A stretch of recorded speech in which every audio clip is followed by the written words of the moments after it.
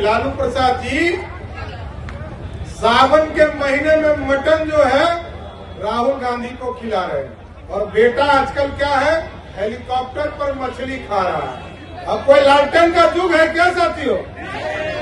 अब तो LED bulb आ गया ना। फिर कहा कि मेरा बेटा क्रिकेट नहीं खेल पाया, ये पानी ढोते रह गया क्रिकेट में, इसको उप मुख्यमंत्री बना दो। अब ये जो 44 डिग्री सेल्सियस है ये मजा दे रहा होगा ना। वो जो 5 बेटी बच गई है उसको लालू जी कब आरक्षण देने वाला है ये तो बता दे। इस बार भी 0 पे आउट हूँ। 400 पार होगा, 400 के पार। हर मन से हरजास होती है, अब की बार 400 पार। 40 पहले ही से घोषणा है इस बात की और 40 में 40 जीतेंगे पक्का। नमस्कार, आप देखना शुरू कर चुके हैं लाइव सिटीज को। मेरा अभिषेक है। वैशाली लोकसभा सीट से एनडीए की प्रत्याशी वीणा देवी ने आज अपना नामांकन पर्चा दाखिल किया है। इस दौरान जन आशीर्वाद सभा आयोजित की गई थी। इस दौरान बड़े बड़े नेता पहुंचे थे। एनडीए के चिराग पासवान पहुंचे थे, साथ ही साथ उपेंद्र कुशवाहा पहुंचे थे, दोनों डिप्टी सीएम पहुंचे थे। इतना ही नहीं, कई अन्य नेता भी पहुंचे हुए थे। इस दौरान उपेंद्र कुशवाहा, सम्राट चौधरी, शहनवाज हुसैन, बीजेपी विधायक राजू सिंह क्या कुछ कह रहे हैं, पहले आप वो सुनिए। आज दुनिया में यदि डंका बज रहा है भारत का, वो किसी और का कृपा नहीं है, मुजफ्फरपुर और वैशाली के लोगों की कृपा है। और नरेंद्र मोदी जी ने साफ तौर पर कहा है कि भारत को विकसित करने के लिए जो संकल्प लेने हैं, ये जो ज्ञान शब्द का उन्होंने सृजन किया उससे स्पष्ट दिखता है कि हम जो ज्ञान का मतलब है गरीब कल्याण, गरीबों की चिंता करना, गरीबों को एक एक चीजों की सुविधा देना। पहले की सरकार क्या थी साथियों? सिर्फ अपने चिंता करती थी और गरीबों की चिंता सिर्फ नाम का करती थी, साथ में गरीब को ही हटाने का काम करती थी। लेकिन आज देश के यशस्वी प्रधानमंत्री जी, आपको पूछते होंगे, कई लोग साथी पूछते होंगे, राजद के लोग, उनसे पूछिएगा कि आपने किया क्या था 15 साल आपको सत्ता मिली थी साथियों। लालू प्रसाद जी को 15 साल राज करने का मौका मिला। कांग्रेस पार्टी ने 55 साल तक इस देश में राज किया, लेकिन कभी गरीबों के ऊपर ध्यान नहीं दिया। लेकिन मोदी जी की सरकार 2014 में जब आप लोगों ने बनाया साथियों, तब से गरीब कल्याण का काम हो रहा। गरीबों को पानी से जोड़ने का काम किया गया और गांव-गांव बिजली पहुंचाने का काम किया।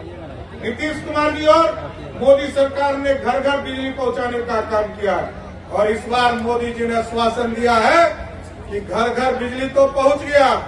इस बार यदि मोदी सरकार आपकी कृपा से बनती है तो आपके बिजली बिल को 0 पर लाने का काम किया जाएगा। 0 पर बिजली बिल को पैदा ही नहीं होने देना है, क्योंकि मोदी जी ने तय किया है घर घर सोलर लाइट, सोलर की बिजली देना, घर घर तक बिजली का उत्पादन करना और लोगों की चिंता कि उसके जेब से पैसा नहीं निकले इसकी चिंता करना। उसी तरह जिस तरह आप टेंट में बैठे और 500 वर्षों से प्रभु श्री राम टेंट में बैठे हुए थे, जब इस देश में गरीबों को पक्का मकान मोदी जी ने देने का काम शुरुआत किया, 4 करोड़ 20 लाख लोगों को पक्का मकान दिया साथियों। तो देश के यशस्वी प्रधानमंत्री के तरफ अयोध्या में प्रभु श्री राम इंतजार कर रहे थे। प्रभु श्री राम इंतजार कर रहे थे साथियों, और वो इंतजार कर रहे थे कि इस देश में गरीबों को पक्का मकान मिल रहा है, मेरा नंबर कब आएगा। लेकिन जब 2019 में आपने मतदान करके यहां से वीणा देवी जी को चुनाव जिताया, तो मोदी जी ने 2020 में वहां पर भव्य राम मंदिर की स्थापना किया। तो आज देश में आप सोचिए कि 500 वर्षों से जो विवाद का जड़ था, इसको समाप्त करने का काम देश के यशस्वी प्रधानमंत्री जी ने किया। और साथियों, 500 वर्षों से जहां प्रभु श्री राम को अयोध्या में स्थापित किया गया, अब हम लोगों को भी प्रण लेने का समय आ गया। उत्तर प्रदेश में भगवान श्री राम स्थापित हो गए, जहां उनका जन्म स्थान था। अब माता सीता को भी बिहार के सीतामढ़ी में स्थापित करने का काम करना है, क्योंकि यहाँ भी उनका जन्म स्थान है। और साथियों, आप सोचिए, इस तरह लगातार विवादों को खत्म करने का काम मोदी की सरकार कर रही है, लेकिन कुछ लोग बैठे हैं जो सनातन को ही अपमान करने का काम कर रहे हैं। उनके पिताजी लालू प्रसाद जी सावन के महीने में मटन जो है राहुल गांधी को खिला रहे हैं, और बेटा आजकल क्या है, हेलीकॉप्टर पर मछली खा रहा है। अब सोचिए, ये सावन के महीने में और नवरात्र में कोई मछली खाता है? तो मछली जो खा रहा है, जो चिढ़ा रहा है, उसको क्या करना है? जैसे ही 20 तारीख को वोट करना होगा, अब कोई लालटेन का युग है क्या साथियों?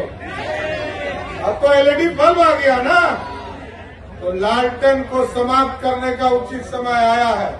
विजय सिन्हा जी ने ठीक कहा, एक एक वोट हेलीकॉप्टर चाप पर देकर लालटेन को पूर्ण रूप से समाप्त करने का मौका है आपको। इसलिए साथियों, लोगों को चिंता करनी है, लोगों के बारे में। आजकल लालू जी बड़ा बात कर रहे हैं, संविधान खतरे में है, आरक्षण खत्म हो जाएगा। लेकिन याद कीजिए साथियों, 15 साल तक लालू जी बिहार के मुख्यमंत्री रहे, किसी को आरक्षण मिला क्या? न पिछड़े को, न दलित को, न अति पिछड़े को, किसी को आरक्षण मिला? लेकिन लालू जी ने किसको आरक्षण दिया? कहा मेरी पत्नी है, इनको मुख्यमंत्री बना दो, यही आरक्षण। फिर कहा कि मेरा बेटा क्रिकेट नहीं खेल पाया, ये पानी ढोते रह गया क्रिकेट में, इसको उप मुख्यमंत्री बना दो। और दूसरा बेटा जो छपरा की बेटी पर अत्याचार करता रहा, घर से बाहर करने का काम किया, उसको कहा कि अब इसको मंत्री बना दो। और जब रामकृपाल यादव जी ने पाटलिपुत्रा से उनकी एक बड़ी बेटी को सांसद के चुनाव में हरा दिया, तो लालू जी ने कहा आरक्षण देकर इसको राज्यसभा भेज दो। आजकल एक टूरिस्ट बेटी आई है, वो सिंगापुर से सीधे छपरा आई है। अभी जो 44 डिग्री सेल्सियस है, ये मजा दे रहा होगा ना?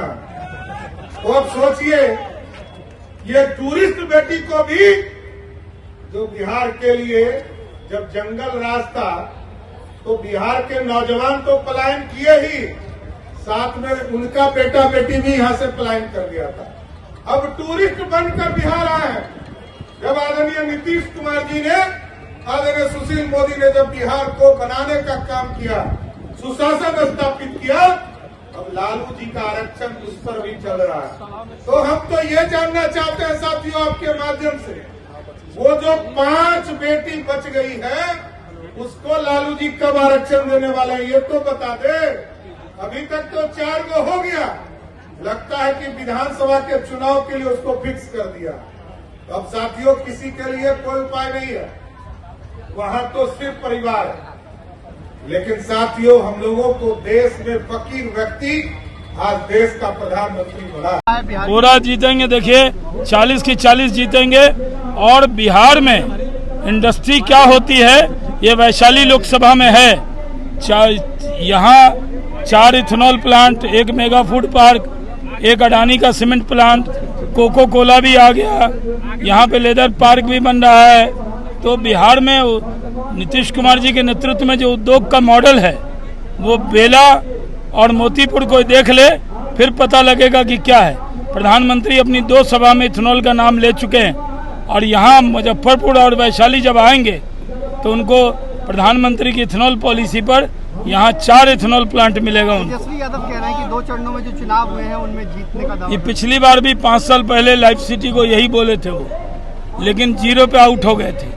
इस बार भी 0 पे आउट होंगे। वो कह रहे हैं कि 400 पार का जो नारा है प्रधानमंत्री जी भूल गए। कहाँ बोले, आज तो हम ही लगाए हैं। 400 पार होगा, 400 के पार। वैशाली हम लोग जीतेंगे, फिर जीतेंगे, इसमें कहाँ लेके बिहार की 40 सीटों पर क्या लग रहा है? 40 में तो अभी तक हम लोग 40 की बात ही कर रहे हैं, और 40 जीतेंगे ही। तेजस्वी दावा कर रहे हैं कि 400 पार वाला नारा आप लोग भूल गए। कहाँ नारा भूल गए, लगता है उनके कानों तक आवाज नहीं जा पा रही है, क्या नहीं सुन पा रहे हैं। हर मन से हर जगह होती है अब की बार 400 पार, फिर से मोदी सरकार। और एक साल आ रहे हैं तेजस्वी। अरे उन लोग आने से कुछ होने वाला है, जनता सब जानती है, पब्लिक सब जान रही है क्या करने वाली है। जीतेंगे 100% जीतेंगे और पहले से ज्यादा वोट से जीतेंगे। अरे लगना क्या है, एक तरफा है, एनडीए के पक्ष में एक तरफा वातावरण है, भारी मतों से एनडीए उम्मीदवार की जीत होगी। बिहार में कितनी सीटों जीतेंगे एनडीए जीतेगी? 40 में 40 पहले ही से घोषणा है इस बात की, और 40 में 40 जीतेंगे पक्का। तेजस्वी यादव कह रहे हैं 400 का नारा पूरा नहीं हो पाएगा। अरे तेजस्वी यादव जी खुद अपना सोचें, आगे विधानसभा में 2 दर्जन से ज्यादा लोग उनके जीत के नहीं। सुना कि क्या कुछ कहा है सम्राट चौधरी ने, उपेंद्र कुशवाहा ने, साथ ही साथ शहनवाज हुसैन और बीजेपी के विधायक राजू सिंह ने क्या कुछ कहा है। सभी ने कहा है कि जीत का दावा किया है, 400 का नारा दिया है और वैशाली में 4 लाख पार। वहीं तेजस्वी यादव पर जमकर निशाना साधा है। अब देखने वाली बात होगी, ये जो दावा किया गया है ये जब नतीजे आएंगे तो कितना साबित हो पाता है। तो बने रहिए लाइव सिटीज के साथ, हमारे यूट्यूब चैनल को सब्सक्राइब करिए, इसको लाइक करिए।